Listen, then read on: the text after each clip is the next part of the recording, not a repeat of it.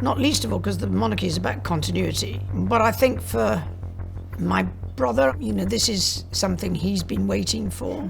The palace walls have seen centuries of secrets. Buckingham Palace, one of the most famous buildings in the world. A symbol of Britain, the scene of countless royal celebrations. But few as shocking as this. For years, whispers about Queen Camilla's uneasy place in the royal family have circled over Buckingham Palace. Camilla was in a very, very unpleasant situation. She almost became a prisoner in her own home. She was vilified. Now, Princess Anne has broken her silence, revealing the real reason behind Camilla's sudden banishment. And it's a huge advantage if you have somebody who can be recognized as that, and not just in your country, but around the world. According to Anne, what happened inside the palace was far darker, far more personal, and it shattered the king's trust. What happened that pushed King Charles to ban her from the palace? Join us as we uncover the shocking truth behind Camilla's ban. The chest under the crown. On the calm morning of June 25, 2025, Buckingham Palace woke up like any other day. Birds flew across the sky, guards switched their posts in silence, and the royal residence carried its usual peaceful mood. But that calm did not last. Inside the king's private chambers, something unusual broke the silence. It wasn't a loud sound or a scandal, it was just a folder. Thin, plain, and placed among the regular palace documents, it looked harmless. King Charles III began his day, as always, reaching for his cup of Earl Grey tea. But instead, his hand brushed against the folder. Curious, he opened it. Inside were sharp, clear photographs dated May 11th to May 13th. They had been taken at a private estate near Windsor. The faces in the pictures were unmistakable. Camilla and Edward Langley, a man who had served the royal household for many years with loyalty. The images, however, showed more than friendship.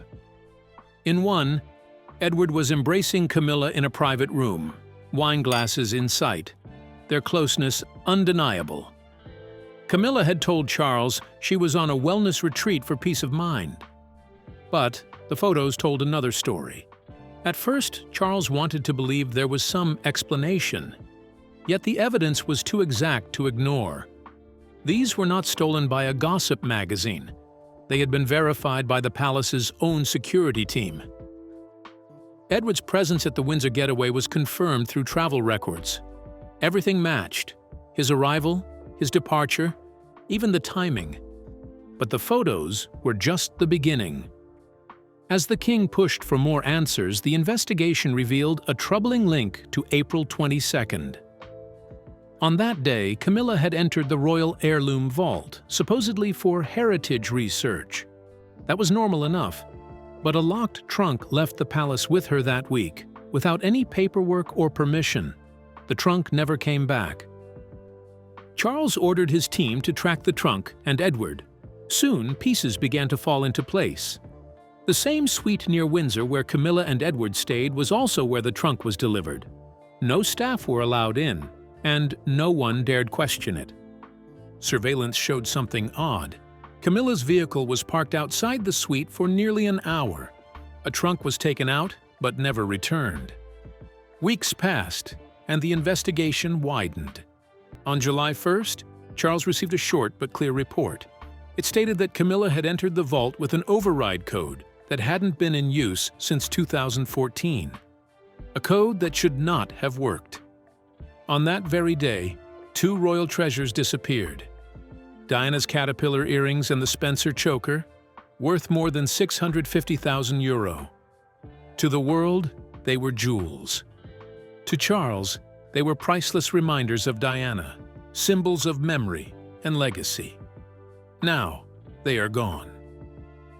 The deeper the investigation went, the darker the truth became. Camilla had not only betrayed Charles as a wife, but also taken treasures tied to Diana, the crown, and royal history. Her private tablet, found hidden in her rooms, exposed messages with Edward. The words were simple, but their meaning was heavy. They spoke not just of romance, but of desire, of possession, and of plans that had nothing to do with returning what was stolen. Charles pieced the puzzle together. He now had more than suspicions. He had evidence of betrayal and theft. The pain was not just personal. It was about the monarchy itself. The crown had been quietly stripped of its dignity from within. Camilla, once seen as a loyal partner, had become the center of a quiet but devastating scandal. No shouts, no alarms, only hidden smiles and stolen moments wrapped in expensive gowns. Charles did not act immediately. Instead, he studied the reports carefully, sat in silence, and stared at the empty space where Diana's choker once rested. He knew the time for confrontation would come, but as a king, not just as a husband. This was no longer about love. It was about trust, history, and the very heart of the monarchy. Camilla's actions had shaken the values of the crown. Despite his pain, Charles would have to rise above it and protect the legacy that remained. How did King handle the situation now that his wife is involved? Let's find out. Charles' confrontation with Camilla. On the evening of July 1st, 2025, a very serious event quietly unfolded inside Buckingham Palace. While most of the palace remained calm and peaceful, tension was growing in one of its private chambers. King Charles III had sent word for Queen Camilla to meet him in the Blue Room. The request came without warning. It was not a scheduled gathering or a formal meeting, but it carried weight and urgency. When Camilla arrived, the entire atmosphere shifted. The heavy double doors closed behind her, sealing the room. With a simple hand gesture, Charles dismissed the staff, leaving the two of them alone. What followed did not resemble the usual discussions between a king and queen. This was not a friendly talk. It was not even an argument. It was something far more serious, an interrogation. Charles did not shout or accuse her directly. He stayed composed, speaking with a calm, steady tone. His silence was heavier than any words, building pressure in the room. Then he placed a collection of folders on the polished table. Inside were time-stamped photographs, confidential intelligence reports, private security logs, and messages. All of them pointed toward the same conclusion. He asked only one question, quiet but piercing. Who is he? Camilla froze. The question unsettled her. She hesitated, unprepared, and tried to piece together an explanation. She mentioned an old acquaintance. She spoke of a wellness retreat. She even pointed out that Charles had been busy with Parliament duties. But her words sounded scattered and unconvincing. Her story lacked order, and nothing seemed to add up. Charles listened but did not interrupt. Then, he opened another folder. This one contained records from the royal vault. The details were precise, leaving no room for doubt. Between April 18th and April 22nd, Camila had accessed the vault of royal heirlooms several times. She used a code reserved only for the most trusted family members. The records showed that on one day she entered at 9:42 a.m. and did not leave until shortly after 1 p.m. On another day, she returned with a trunk. The trunk was never inspected, and, according to the records, it never came back.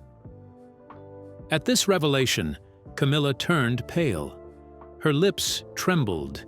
She could not look directly at Charles. She tried to hold herself together, offering explanations, but the evidence was too strong. Charles pressed further. This was no longer about gossip or private matters. This was about something sacred, trust, and memory. He reminded her that the name Diana still lived on, not only in the palace but also in the hearts of people across the world. For many, Diana represented something untouchable, something pure. To meddle with her legacy was a violation beyond repair. Charles did not step closer in anger, but in sorrow. His voice carried pain, not fury. This was not only about betrayal, but about the misuse of something precious, Diana's inheritance. Then came the most devastating discovery. Diana's pearl earrings, gifted to her in 1986, were missing from the vault. No record authorized their removal. No one had signed them out.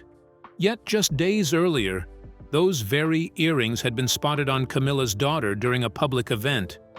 When Charles demanded an explanation, Camilla had no answer, only tears. She wept and insisted it was a misunderstanding, but her words carried no weight. Years of fragile trust had already been cracked, and this was the final blow. Charles had spent so long trying to mend broken bonds, to reshape their image, to build unity out of past chaos. Now, all of it felt undone. Later that night, Charles confided quietly to a trusted aide. He was not shouting or raging, but his voice was heavy with exhaustion. He spoke of betrayal, of wounds that never healed, and of the memory of two women whose legacies were now stained. His late mother and Diana, the woman he could not protect. That night, Charles sat alone by the fire in his chamber. The flames flickered, casting golden light on the walls. He stared into them, his thoughts circling back to Diana, her face, her voice, her warnings, whispering to him from memory, like smoke rising in the air. By 7 a.m. the next morning, his decision was final. Camilla would lose her access to the royal vaults. She would no longer be part of confidential councils. Within 48 hours, her ceremonial privileges would be stripped quietly, without announcement, without press, without a single word. Only silence. Yet silence did not mean stillness. Elsewhere in the palace, someone was watching closely. Princess Anne had been observing everything. She noticed the quiet changes, the whispers among staff, the unusual tension, and the missing treasures. Anne did not speak. She waited, patient, steady, and determined. Now, her moment had come. Camilla's world was crumbling while Anne's presence grew stronger. She was not a woman who showed emotions in public, but behind the closed doors of Buckingham Palace, she remained alert, calculating, and ready. What did the jewel represent? Let's find out. The ornament of truth. On June 29, 2025, Buckingham Palace carried a very special mood. The skies were clear, the weather was mild, and golden sunlight streamed through the tall palace windows, making the rooms glow with warmth. Inside, a small but elegant lunch had been arranged to celebrate Princess Charlotte's remarkable charity milestone. It was not a grand state event. There were no cameras, no reporters, and no noisy crowds. Only 32 carefully chosen guests were present, mostly close family members and trusted aides. The celebration was intimate with short speeches, quiet laughter, and a graceful atmosphere. At 12:14 p.m., Catherine, the Princess of Wales, arrived. She carried herself with calm dignity. She wore a light blue dress once worn by Princess Diana in 1995 during a charity event. For Catherine, this was not just a choice of fashion. It was a thoughtful tribute to Diana, a way of honoring her memory. Every detail of her outfit, from the dress to the accessories, had been chosen with deep meaning. But as Catherine entered the room, something unexpected drew her attention. Laura Lopes, daughter of Queen Camilla, was seated casually by the north window. She wore a simple dress, sitting in a relaxed manner. But what caught Catherine's sharp eye were her earrings. They were not ordinary earrings. They had 3 pearls, each crowned with tiny diamonds, dangling delicately. The sunlight touched them just right, making them shimmer softly. Catherine's instincts immediately stirred. She knew these earrings. They were not just jewelry. They were a part of royal history. Remaining composed, Catherine quietly instructed her assistant to fetch the royal heirloom catalog from the palace archives. Within minutes, the book arrived, and she flipped through the pages with confident precision. There it was, Clear proof. In 1986, the nation of Qatar had gifted Princess Diana a set of precious jewels. Among them were the pearl and diamond earrings. Records showed that Diana had worn them on October 14, 1986, during a performance at the London Opera. Every detail of the design, the clasp, the serial number was unique, making the earrings unmistakably hers. According to palace records, these earrings were not to be worn by anyone else. They were carefully preserved for Princess Charlotte, meant to be passed down to her as part of her inheritance on her 18th birthday in 2043. And yet, here they were, dangling from the ears of someone who had no rightful claim to them. Catherine stayed calm. She did not make a scene. She simply observed and waited. At exactly 12:42 p.m., while the room still buzzed with casual chatter and laughter, she turned toward Laura and spoke in a voice that was polite but firm. "Can you tell me where you got those earrings?" The question struck the room like a bell. Conversation stopped. Laura froze, surprised and visibly unsettled. After a moment, she stammered an explanation. She said the earrings were a gift from her mother, passed down to her as if they were hers. Catherine did not argue. She quietly handed the earrings to the palace's gem expert, who had been alerted earlier because of increased security concerns. Tests were carried out immediately, and by 1 p.m., the results were confirmed. The earrings were authentic and original. They had last been officially recorded in March 2023, locked safely in the palace vault. They were never supposed to leave storage. The truth was undeniable. The room fell into an uneasy silence. Later that evening, at 10:08 p.m., Prince William returned from another engagement, unaware of the dramatic events of the day. Catherine greeted him softly and whispered just one word in his ear. "Confirmed."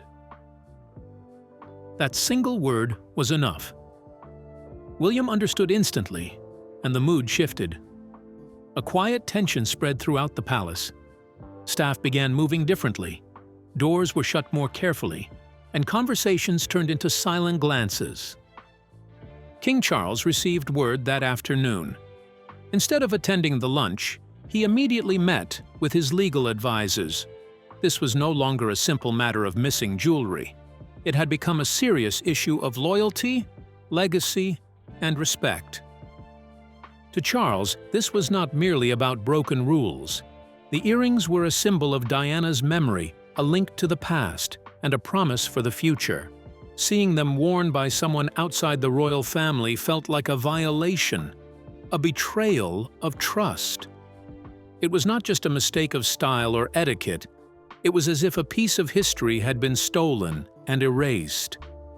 That night, William spoke firmly.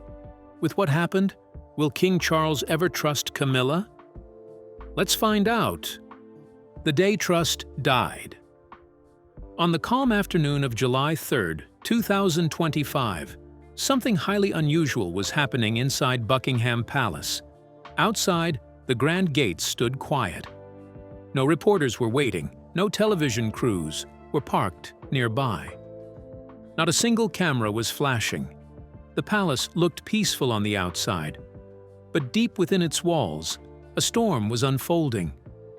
In one of the most secure rooms, only 5 people were present: King Charles III, Prince William, Princess Catherine, Princess Anne, and a senior royal advisor. The heavy door was firmly shut, and no one else was allowed to enter. The silence inside was thick with tension, unlike any normal royal family gathering. This was not about a charity event, not about an official tour, and not about fulfilling royal obligations. This was more serious, something that carried weight far beyond family disagreements. At the head of the table sat King Charles, his face unreadable. Before him were files stacked neatly, containing photographs, security records, expert reports from gemologists, and detailed notes pointing to troubling discrepancies in the royal heirlooms. The evidence was undeniable. Someone had crossed a line that could not be ignored or forgiven. Princess Anne, usually calm but always outspoken, could not hide her fury.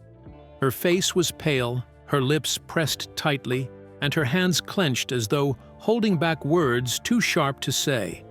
Though she did not raise her voice, her anger filled the room. It wasn't just about her personal feelings. It was about something far deeper, the misuse of their family's history, the exploitation of grief, and above all, the insult to the memory of their late mother, Princess Diana. Prince William sat motionless, his face completely unreadable. He stayed silent for a long time before finally speaking just one short sentence. His voice was steady, but the emotion behind it carried far more than anger. It was the voice of someone who had learned to endure pain with quiet strength. Beside him sat Princess Catherine, calm and composed. She held a new file in her lap, a carefully prepared inventory of the royal vault. Though she said nothing, her silence spoke louder than words. Her presence radiated quiet resilience, as if she was ready to shoulder whatever storm lay ahead. When the silence had lasted long enough, King Charles began speaking. He did not waste time. He gave 5 direct orders. Starting July 4th, Queen Camilla was no longer allowed to enter any royal residence. Her communications team was immediately reassigned. The access codes to the royal vaults and private archives were changed before midnight. Her royal security detail was withdrawn. Although she would keep the title of Queen Consort, all her official royal duties were removed. It was not to be announced with fanfare, no cameras or speeches, but the decision was monumental. It was no longer just a family issue. It had become a matter of royal law, custom, and history. That same night, at Clarence House, Camilla received a letter delivered by hand. It bore the royal seal. Inside, the king's words were brief, but at the end, he had written 3 chilling words in his own handwriting. Trust has been lost. By July 6th, the secrecy collapsed. At 6 a.m., the front page of the Times exploded with a headline that shook the nation: Queen Camilla in a secret affair and jewel theft scandal. The article displayed photographs from a visit Camilla had made in May 2025 to Windsor Retreat. She was pictured holding hands with a man who was not her husband, walking through private gardens hidden from public view. Even worse, the report revealed that the royal vault logs showed unauthorized entries and missing heirlooms. The most shocking discovery came when a photo of Camilla's daughter, Laura Lopes, appeared beside an old image of Princess Diana. Both women were wearing the exact same rare earrings, the 1986 Qatar diamond drops, gifted to Diana during her trip to the Middle East. These jewels had been locked away in the royal vault for decades. They were never meant for Camilla, and certainly not for Laura. Social media erupted almost instantly. Hashtags such as "cheating queen," "Diana deserved better," and "not my queen" trended worldwide. A viral video compared Laura wearing the earrings with Diana's iconic portrait. Its caption read, "History stolen before our eyes." Within just 12 hours, it had nearly 5 million views. This was no longer a royal scandal. It was a national heartbreak. The public's anger was not simply about missing jewels. It was about betrayal, about disrespect to Diana's memory, and about the values the monarchy was supposed to protect. Inside the palace, chaos reigned. Staff worked day and night, sending urgent emails, rearranging offices, and preparing for the backlash. The BBC even interrupted its normal programming with a live special titled "The Queen Who Crossed the Line." Tabloids were merciless. One headline screamed, "Legacy looted." Another declared, "Betraying Diana twice." The most devastating read, "Camilla's final fall." Public opinion changed overnight. A YouGov survey on July 7th revealed the numbers. Camilla's approval rating had collapsed to just 21%, the lowest since she entered the royal family in 2005. In contrast, Catherine's popularity soared to 85%, making her the most admired royal figure after the king himself. Even little Princess Charlotte was being hailed by the public as a symbol of innocence, hope, and protection for the future of the crown. For many, this was not merely a scandal. It was justice, delayed but finally served. It was a moment of closure for Diana and for the nation that had loved her so deeply. In his private study, King Charles took one final step. Alone at his desk, he signed a document that made Camilla's exile permanent. Will this day mark the end of a chapter in Camilla's life? Let's take a closer look. The silent fall of Camilla. On July 7, 2025, an important moment unfolded inside the British monarchy. At 8:15 a.m., King Charles III called his private secretary into his study. The king looked tired, but firm in his decision. He handed Sir Giles a private order that would change royal history forever. The order was simple yet final. Camilla was to be cut out of royal life. There was no dramatic scene, no shouting, no scandal.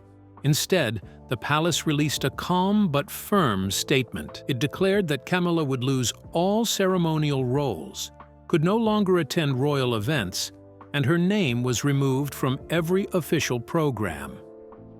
Even more, she was banned from entering the royal vault, and communication with the family was completely severed. Though she technically kept the title of Queen Consort, in reality she had been erased from royal life. That same afternoon, palace staff acted quickly. Security systems were reset, locks were changed, and her personal aides at Clarence House were dismissed quietly. By 6 p.m., her belongings were packed, her staff were gone, and she was driven in a black car to Ray Mill House, her private estate in Wiltshire. From then on, she was forbidden from stepping onto any royal property without the king's written permission.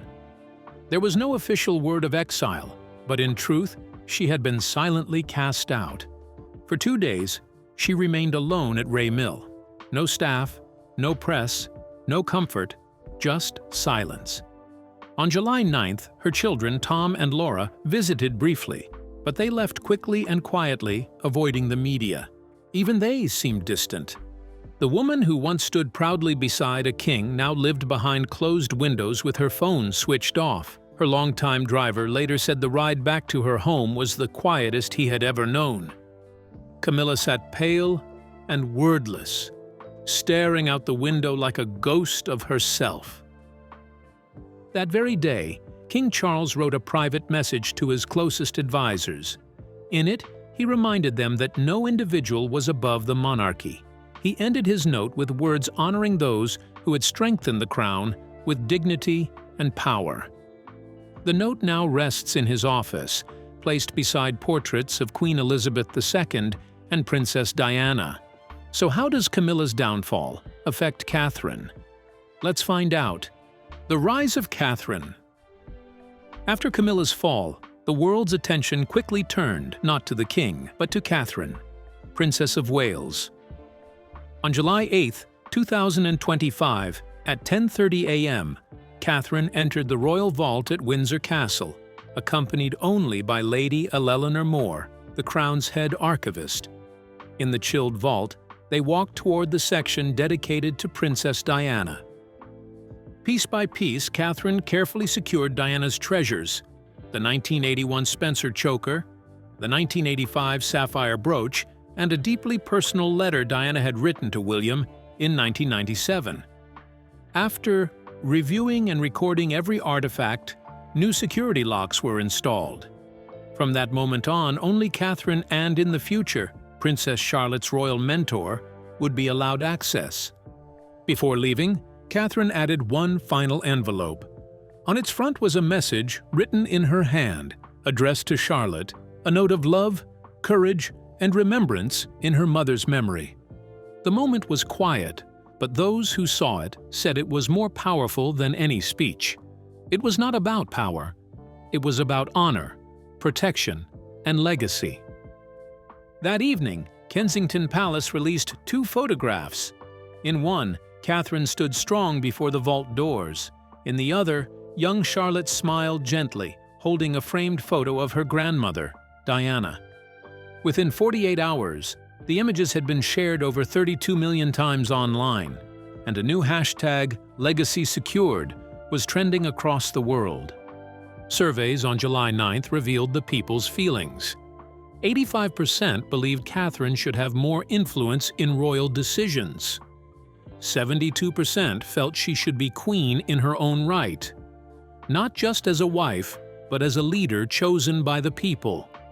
By July 10, 2025, the silence surrounding Camilla was gone. Newspapers printed bold headlines, talk shows dissected every detail, and the internet was flooded with stories. What had begun as a quiet dismissal had grown into a storm. Meanwhile, Catherine was no longer just a princess, duchess, or future queen consort. She had become the guardian of Diana's legacy, the protector of Charlotte's future, and the unshakable pillar of the royal family's unity. What do you think about Princess Anne's revelation on why King Charles banned Camilla from the palace? Share your thoughts with us in the comments section. Don't forget to like and subscribe.